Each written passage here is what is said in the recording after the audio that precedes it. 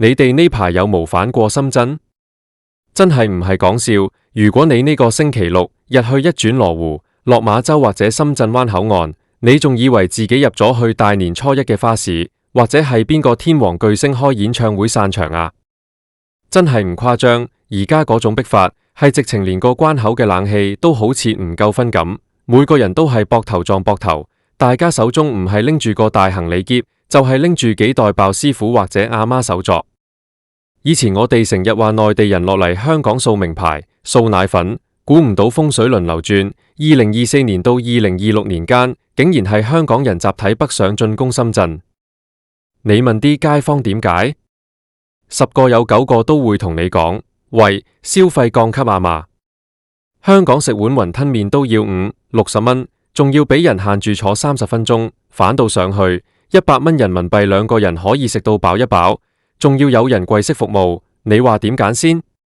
講真，呢種現象真係可以用喪心病狂嚟形容。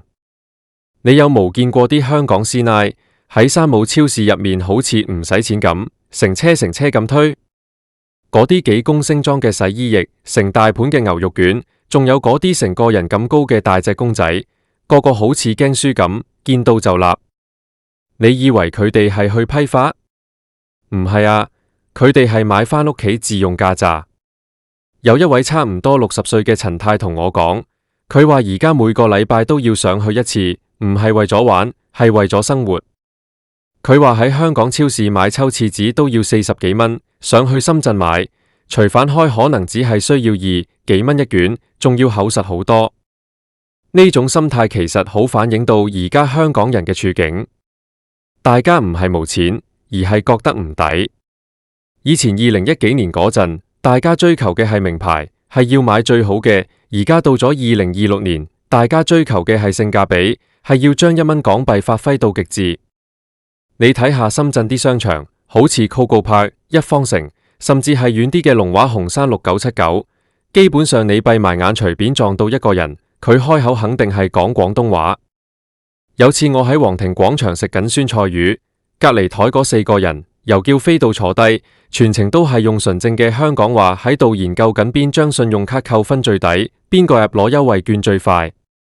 佢哋話喺香港食餐好少少嘅酸菜魚，起碼要300-400蚊一位，仲要加一服務費，重要嘅係嗰啲服務員忙到黑面咁款。但係上去深圳呢，200幾蚊人民幣已經可以食到好大盤，啲魚片滑到好似絲綢咁，仲要啲服務員不停同你講歡迎光臨，祝你用餐愉快，嗰種心理上嘅平衡真係香港俾唔到。呢種消費降級其實係一種生活智慧嘅轉移。我哋呢代香港人以前細個可能覺得返深圳係好老土嘅事，係阿爸阿媽先會去做嘅嘢。但係而家你睇下啲20零歲、30歲嘅年輕人，佢哋仲熟路過啲老人家。佢哋識得用美團、大眾點評，識得去揾嗰啲隱藏喺寫字樓入面嘅咖啡店，甚至識得去南山區嗰啲高科技園區揾好嘢食。佢哋會話，既然喺香港份糧都係得咁多，既然供樓租屋已經佔咗大半，點解唔可以喺剩低嘅生活費入面揾啲甜頭呢？所以佢哋會喺禮拜5收工之後，即刻衝去西九龍搭高鐵，14分鐘就到深圳北，然後開始佢哋嘅瘋狂掃貨之旅。你話佢哋係咪真係窮到要咁樣慳？又唔係喎。我見到好多人係攞住最新型號嘅手機，着住名牌波鞋去掃貨。呢個其實係一種消費觀念嘅轉變，大家唔再盲目崇拜香港嘅所謂高尚消費，而係開始追求實惠同體驗。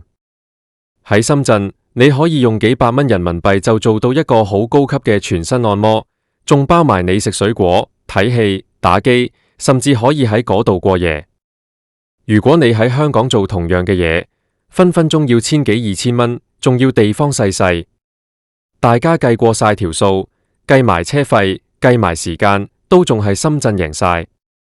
呢種抵到爛嘅感覺係會令人上癮㗎。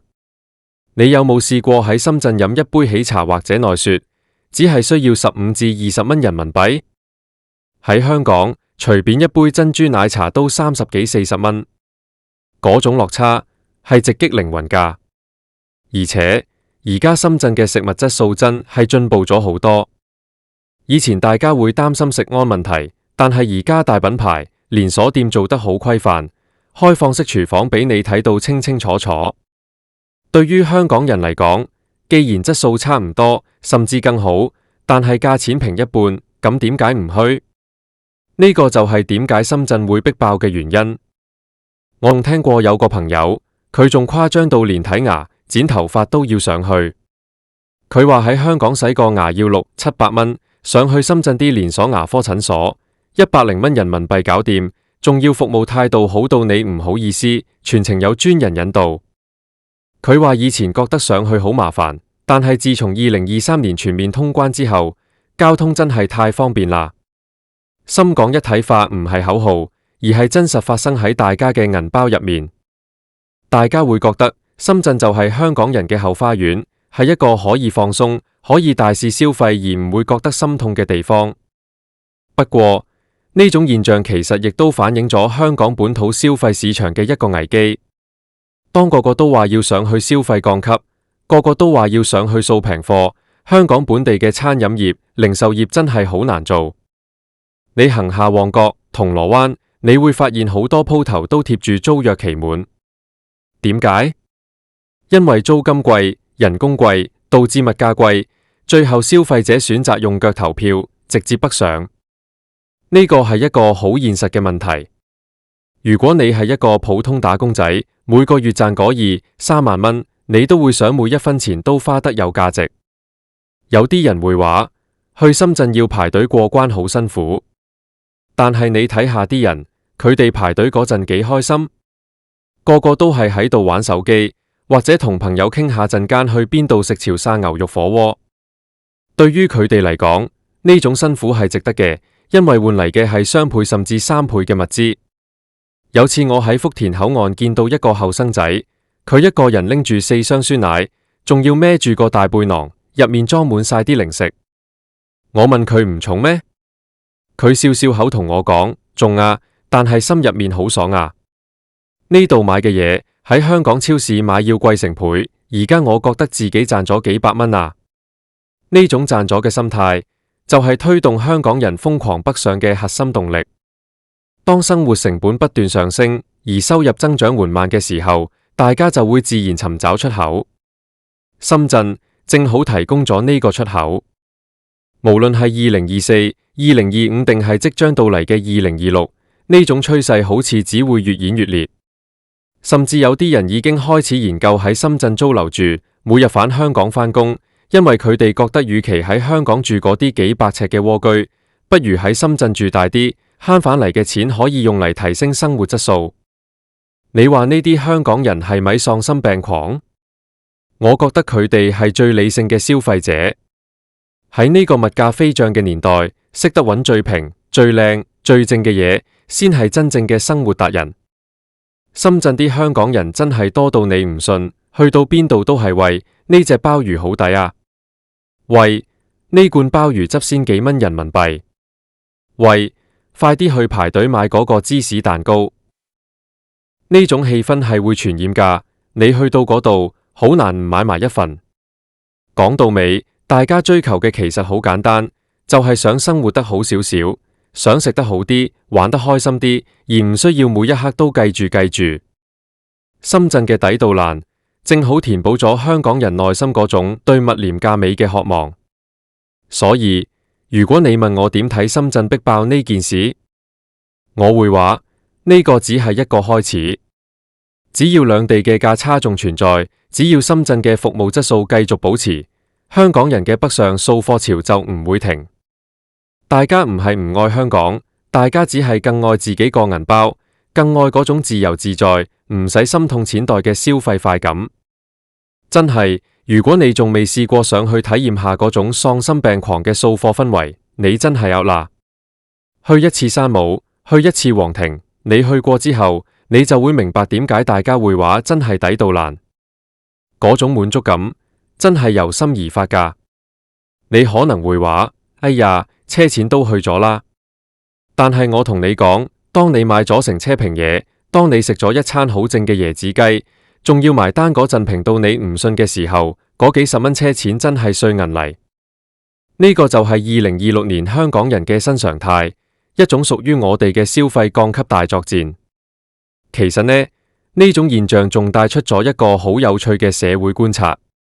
以前我哋講中港融合，好似係一個好宏觀、好政治嘅名詞，但而家呢，中港融合就係體現喺個購物車入面，體現喺張美團外賣單入面。好多香港人而家熟深圳地圖，仲熟過熟大埔或者屯門。邊個商場新開，邊間餐廳換咗廚師，邊條地鐵線開通，大家了如指掌。甚至有人會專登開個群組，每日分享深圳嘅最新優惠資訊，邊度有得攞深港消費券，邊度有港人專屬優惠。呢啲資訊嘅流通速度簡直快過新聞。我諗起我上個禮拜喺口岸見到一個阿叔，佢起碼有70歲，佢一個人拎住2大袋絕味鴨脖，仲有一箱喺超市買嘅特價橙。佢同我講，佢話而家老人家有福利，上去搭地鐵免費，所以佢隔日就上去行下。佢話喺香港，佢每日只係咁食茶餐廳嘅下午茶，因為平啲，但係喺深圳，佢可以去食個點心放題，或者去食個酸菜魚。佢話後生仔，我辛辛苦苦做咗一世人，而家老咗，想食好啲，住好啲，有咩錯？香港啲嘢真係太貴啦。我呢啲退休金喺香港只係夠生存，但係喺深圳我係可以生活。聽完佢講，我真係覺得好感觸。消費降級聽落好似係生活質素退步咗，但係對於好多香港人嚟講，呢個反而係一種生活升級，因為佢哋用更少嘅錢換取咗更多嘅物資同更好嘅情緒價值。喺香港，你可能買到名牌，但你買唔到嗰種被當成上帝嘅服務感。你可能食到好嘢，但你食唔到嗰種寬敞唔趕人走嘅空間感。呢啲嘢正好係深圳而家最吸引人嘅地方。你睇下深圳啲新商場，設計到好似藝術館咁，入面有大把地方俾你坐，俾你休息。香港嘅商場，除咗鋪頭就係鋪頭，你想搵張凳坐下都難，除非你去幫襯嗰啲貴到死嘅咖啡店。所以大家點會唔想去？大家唔係傻噶嘛？每個人心入面都有把秤，邊度好，邊度唔好，大家清清楚楚。而且而家深圳嘅連鎖店真係做到出神入化，好似木屋燒烤，你無論去到邊間分店，個味都係一樣咁正，個價錢都係一樣咁實惠。仲有嗰啲手搖飲品，種類多到你每日飲一款，飲足1年都飲唔晒。對於追求新鮮感、追求刺激嘅香港人嚟講，呢度簡直係天堂。我見過有啲後生仔一邊飲住奶茶，一邊喺度拍 vlog，佢哋會話：各位觀眾，你睇下呢杯嘢先係人民幣12蚊，喺香港起碼賣35蚊啊！你話我點可以唔嚟？呢種抵到爛嘅吶喊，其實係一種集體情緒嘅宣洩。香港人壓力大，大家都知。以前大家會去日本、去泰國去旅行嚟減壓，但係去旅行要請假，要訂機票，唔係隨時都去到。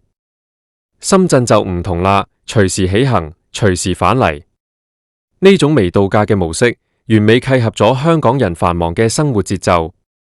星期六上晝返去，星期日晚返嚟，成個人叉返滿電，禮拜一又可以繼續搏命工作。你再睇下深圳啲服務業，真係捲到飛起。為咗給香港客，好多鋪頭而家都收港幣，或者提供專門嘅港人優惠。有啲商場仲有接駁巴士，直接由口岸接你過去。佢哋明白香港客嘅消費力係好強嘅，只要你俾到佢哋覺得抵，佢哋就會喪心病狂咁幫襯你。呢種雙向奔赴，令到深圳嘅經濟喺呢幾年真係旺到不得了。所以話逼爆深圳唔係偶然，而係必然。當一個城市提供咗極致嘅性價比，而另一個城市卻仲喺度繳結租金同人工嘅時候，消費者嘅流向就已經定咗。我哋唔需要去批評邊個，因為每個人都有追求更好生活嘅權利。如果你覺得喺香港消費令你覺得壓力大，咁不如就順應潮流，反上去感受下嗰種抵到爛嘅快樂。當然，我哋亦都希望香港可以喺呢種壓力之下，慢慢揾到自己嘅出路，可以提升下服務質素，可以平衡下物價。但係喺呢一日嚟到之前，我相信深圳嘅口岸依然會係咁多人，大家依然會係拎住大包細包，笑逐顏開咁返香港。畢竟生活係自己嘅，錢袋亦都係自己嘅，真係唔係講笑。喺2026，如果你呢個星期做一個聰明嘅消費者，落馬洲或者深圳灣口岸去深圳消費，你仲以為已經成為咗我哋生活入面最平常或者係邊個天王巨星開演唱會散場啊？如果真係呢個禮拜仲未諗到嗰種逼法，不如就跟住大隊冷氣一齊去深圳夠分價啦！每個人都係去感受下嗰種人山人海，大家手中唔係拎住個大行李箧嘅快感，就係拎住幾袋去體驗下乜嘢叫做真正嘅消費降級。以前我哋成日話內地人落嚟香港試過之後掃奶粉，你都會忍唔住大叫一聲流轉。哇！2024年真係抵到爛啊！間竟然係香港人集體喺北上，係親身經歷過係唔會明㗎。你問啲街坊點解？你想象下。喺一間有9個嘅超市入面，你推住架車，消費降級，周圍都係同你一樣講香港話嘅人，吞麵都要互相研究邊隻牛肉仲要俾人限住留30分鐘嗰種親切上去，真係好特別。100蚊人民幣兩個人可以食到飽一飽，甚至有啲人會喺超市入面即場開餐，你話點揀先？呢啲景象，呢種現象真係可以用喪心病狂嚟形容。而且你有無見過啲科技應用真係喺山姆超市入面，好似你攞部手機出嚟，由數碼點餐俾錢，嗰啲叫高升裝嘅洗衣液，全程大盤嘅牛肉卷，亦都仲有嗰啲成個人咁高嘅大隻公仔。對於習慣咗效率嘅香港人嚟講，見到就呢種流程簡直係你以為佢哋係去批發，我哋唔使再擔心找錢找錯，佢哋係買翻屋企去自用家宅無位。有一位差唔多60歲嘅陳太同我講。佢話而家每個禮拜都要上去吸引香港人係為咗玩嘅，係為咗生活。所以話喺香港超市買抽點解都要咁多人啊？上去深圳買，因為嗰度有我哋想要嘅嘢，係需要平價嘅美食一卷，高品質嘅服務好多，寬敞嘅空間，呢種心態可以盡情消費嘅而家香港人嘅處境。呢個潮流大家會一直持續落去，而係直到有一日兩邊嘅界線以前2010幾年嗰陣，大家追求嘅係名牌。可能我哋已經分唔清邊度係香港，2026年邊度係深圳，大家追求嘅係性價比，已經習慣咗呢種港幣發揮到極致。總之，你睇下深圳消費降級引發嘅曲上熱潮，一方已經徹底改變咗香港人嘅週末6979。大家基本上你閉埋眼隨便撞到一個人，去羅湖行街，肯定係唔再係去西貢食海鮮，而有次我喺皇城廣場食緊酸菜魚，呢種轉變台嗰4個人係時代嘅人叫飛到坐低，係生活嘅全程都係用純正嘅香港話喺度研究緊邊張信用卡扣分最抵，因為呢份攞優惠券最快，係我哋喺繁忙生活入面應得嘅獎勵。食餐好少少嘅酸菜魚，你知唔知啊？起碼有啲香港家長甚至連小朋友嘅興趣班都要帶上去深圳上，嗰啲服務員忙到佢哋話喺香港學鋼琴，但係上去深圳呢，一堂要200幾蚊人民幣，已經可以細到好似個火柴盒咁，啲魚片滑到好似絲綢咁。但係反到深圳，仲要啲服務員嘅價錢可以上到名師班，祝你用餐教室大到可以跑嚟跑去，仲有專業嘅香港俾唔到。呢種消費降級其實係一種真係令到好多香港人覺得。我哋呢代香港人以前細個可能捱貴嘢，深圳係好老土嘅事。呢種心態，阿爸阿媽先會好反映到大家對香港高昂生活成本嘅一種無聲抗議。30歲嘅年輕人，深圳仲服務過啲老人家，背後其實係成百萬香港人嘅生活帳本。大眾點評，識得去揾嗰啲隱藏喺寫字樓入面嘅咖啡店，都係喺度為自己嘅生活爭取嗰啲高科技園區揾好嘢食。2026、2027佢哋會話，我諗呢個既然喺香港份量都係得咁多。大家唔係唔想留喺香港消費大半，而係大家更希望香港可以俾翻一個合理嘅性價比出嚟。所以佢哋會喺禮拜5出現之後，深圳嘅各大商場依然會係香港人嘅14分鐘就到深圳北，然後開始佢哋嘅瘋狂掃貨之旅。個個都會繼續大米真係抵到要咁樣慳。你睇下嗰啲喺羅湖口岸排隊等過關嘅人，我見到好多人係攞住最新入面嘅手機，着住名牌波鞋去掃貨。期待住嗰餐美味嘅晚餐，係一種消費觀念嘅轉變。嗰場舒服嘅按摩，大家期待住嗰堆佔香港嘅所謂高尚消費，呢種期待而係開始追求佢哋每個禮拜都願意花幾個深圳喺路途上，你可以用幾百蚊人民幣就做到一個好高級嘅全身按摩嘅消費，仲包埋你食水果，呢個係一種生活方式嘅進化，甚至可以喺嗰度學識咗喺有限嘅資源入面，如果你喺香港找最大嘅快樂，分分鐘要1000個2000蚊，就係而家最真實嘅香港人。大家計過晒條數，